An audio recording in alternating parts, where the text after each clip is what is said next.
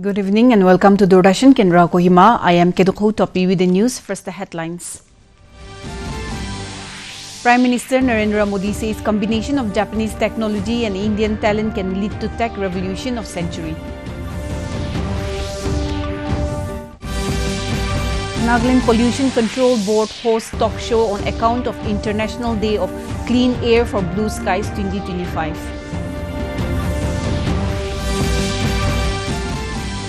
Minister Mutsubu Jamir says Naga Students Federation remains steadfast as a pillar and beacon of unity. And Director of Youth Resource and Sports confers cash prize to 151 athletes in commemoration of National Sports Day 2025. Now the news in detail. Prime Minister Narendra Modi said that the combination of Japanese technology and Indian talent can lead to the tech revolution of the century. Addressing the India-Japan Economic Forum in Tokyo, Prime Minister Modi said that Japan is a technology powerhouse and India is a talent powerhouse. India has taken bold and ambitious initiative in AI, semiconductors, quantum, computing, biotechnology and space. He added that after the defense and space sector, India is opening the nuclear energy sector for the private sector. Prime Minister Modi said that Japan has always been an important partner in India's development journey, from metros to manufacturing, from semiconductors to startups. This partnership symbolizes mutual trust in every sector. Japanese companies have invested over $40 billion in India. Prime Minister Modi said that India-Japan collaboration have been highly successful in the manufacturing of Suto sector. He said that the success stories of Suzuki and Deccan can become success stories of others too. He urged everyone to come Make in India, make for the world. Speaking on the occasion, Japan Prime Minister Shigeru Ishiba said that Japan's advanced technology and India's outstanding talent complement each other, leading to a dramatic expansion of our economic ties.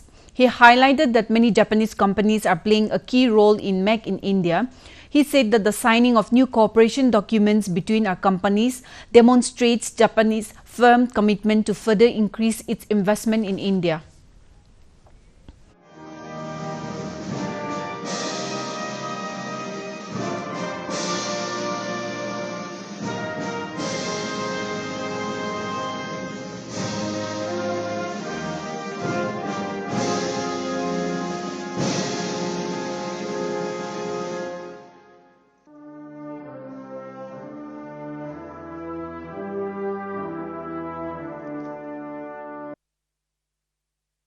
Talk show on account of International Day of Clean Air for Blue Skies 2025 under the National Clean Air Program, The Air We Share, Bridging Policy and Public Action, hosted by Nagaland Pollution Control Board, was held today at Capital Convention Center, Kohima. Senior Environmental Engineer NPCB Agali A. Su in her keynote address said commemoration of the International Day of Clean Air for Blue Skies 2025 serve as a vital reminder of our shared responsibility to ensure access to clean air, which is a basic human right and an essential component of healthy and sustainable environment. Highlighting on the theme for 2025, Racing for Air, she stated that it is a clarion call for urgency as it emphasizes the clean air is not a luxury but a necessity that every stakeholders, be it from government, corporations to civil society and individuals, must join the risks for solution. She said that air pollution is one of the most pressing environmental health risks of our time and the world's largest environmental killer as its impact goes beyond human health. She mentioned that the Ministry of Environment, Forest and Climate Change launching the National Clean Air Program in 2019, various stakeholders are involved to implement the various action plans and are act mitigation for air pollution for Dimapur and Kohima cities by implementing various action plans to mitigate the air pollution. The Naga Students Federation commenced its 31st General Conference at RSA Ground Seminyu under the theme Resilience in Transition, with special guest Mutsubu Jamir Minister, Rural Development and SIRD. The conference was hosted by Rengma Students Union. Speaking at the inaugural session, the chief guest said that over the decades, Naga society have faced many challenges. However, the NSF has remained steadfast as a pillar and a beacon of unity that has upheld the vision of cohesive and inclusive of Naga people. While speaking on the theme resilience and transition, he said that it reflects the generational challenges faced by youth in areas such as education, employment, skills, infrastructure, and identity. Earlier, special guest Mutsubu unveiled the monolith. Meanwhile, NSF President Medoviri, in his presidential address, said that Nagas must rise above ego and division and stand united in purpose with resilient spirit. He also emphasized that the resilience must go beyond endurance, urging young people to stand firm in their values, resist complacency, and rise with purpose. The conference also featured a panel discussion on the topic Youth as a Bridge to Our Political Future.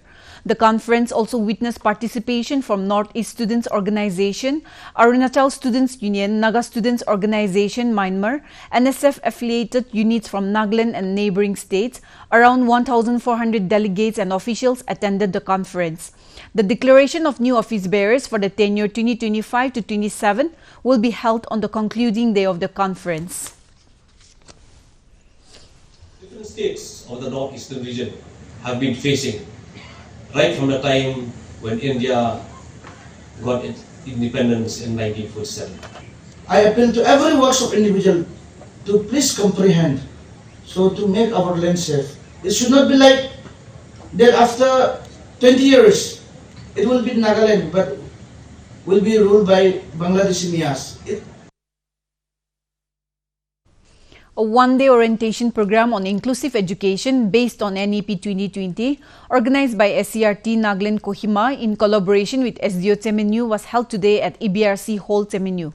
Vice Principal and Health IE and ICT SCRT Daniel Tong, Medical Surgeon TB Hospital Kuzama Dr. Asunu Tong, Music Therapist Joe Foundation Kohima Rokuse Sakre, and Diet Lecturer Kohib Oka Alvin Samt were the resource persons. Teachers from government schools, church leaders, and differently able Union Temenu district participated in the program. The program was chaired by SDO Temenu Asau Sap and short speech by SDO Temenu Tsidi. Welcome address was delivered by coordinator EBRC Temenu Rashvulo King, and words of appreciation was pronounced by Sachin Lekyan. Union Home Minister Amit Shah today inaugurated the newly constructed Brahmaputra wing of the Raj Bhavan in Guwahati, followed by inauguration of National Cyber Forensic Laboratory at Golaghat and foundation stone laying cum inauguration of various development projects for armed forces. Shah said that central government is prioritizing forensic evidence-based approach in the criminal justice system in the country.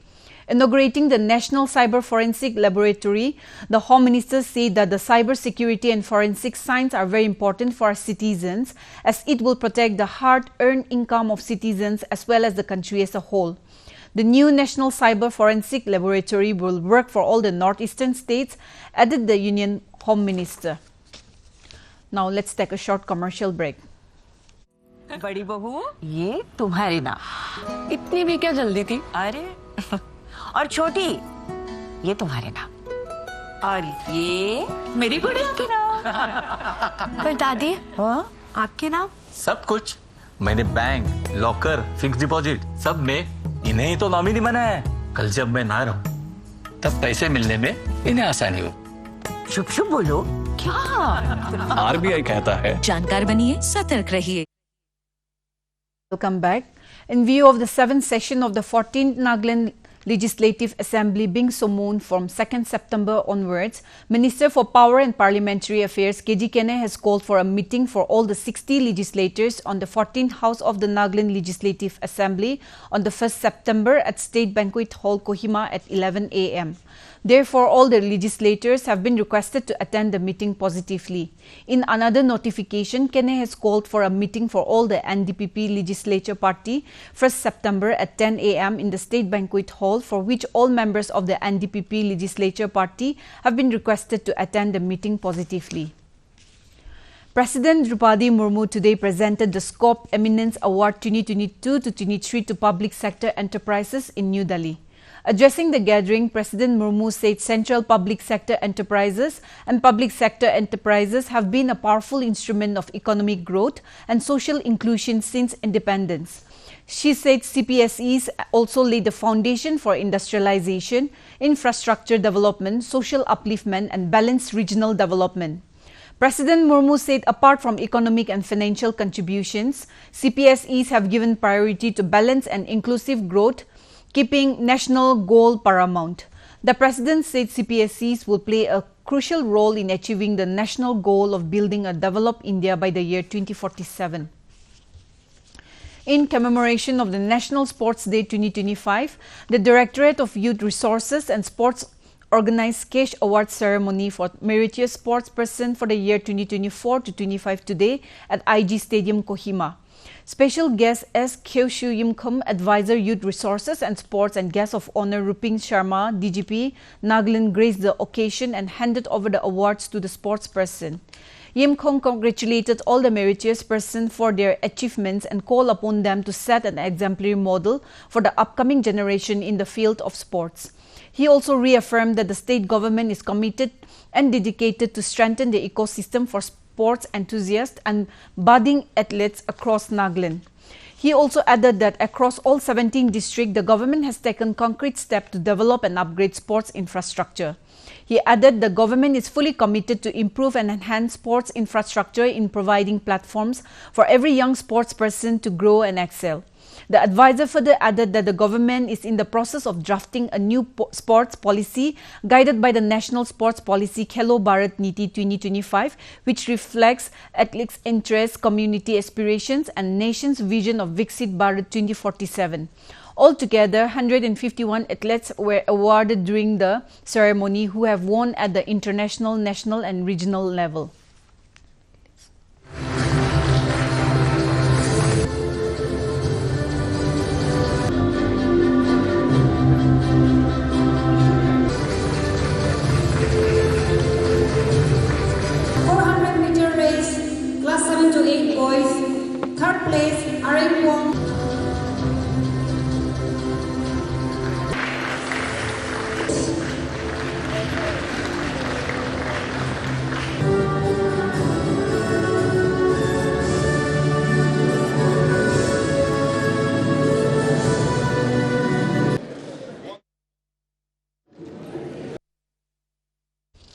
National Sports Day is being observed today. The day commemorates the birth anniversary of one of the greatest field hockey players, Major Dhyanand Chand.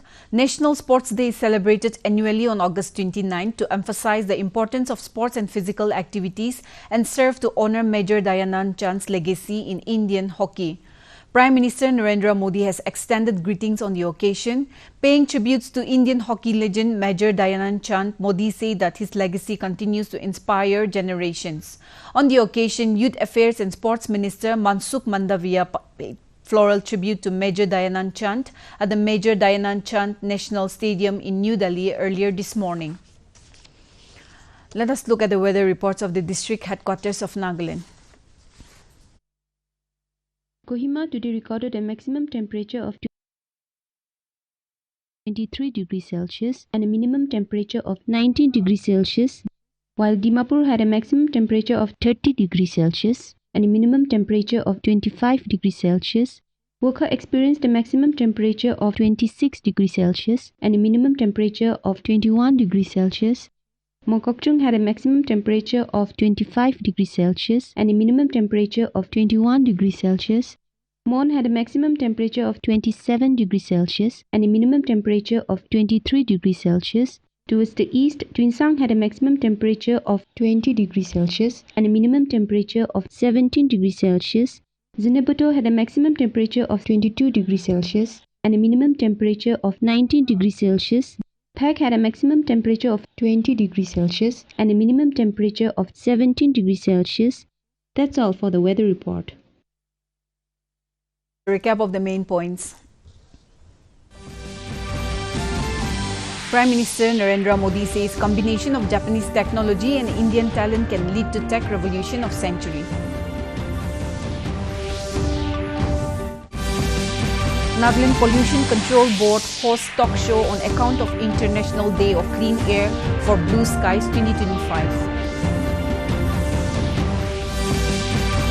Minister Mutsubu Jamir says Naga Students Federation remains steadfast as a pillar and beacon of unity. And Director of Youth Resources and Sports confers cash award to 151 athletes in commemoration of National Sports Day 2025. With this, we have come to the end of this evening bulletin. Thank you for watching. Good night.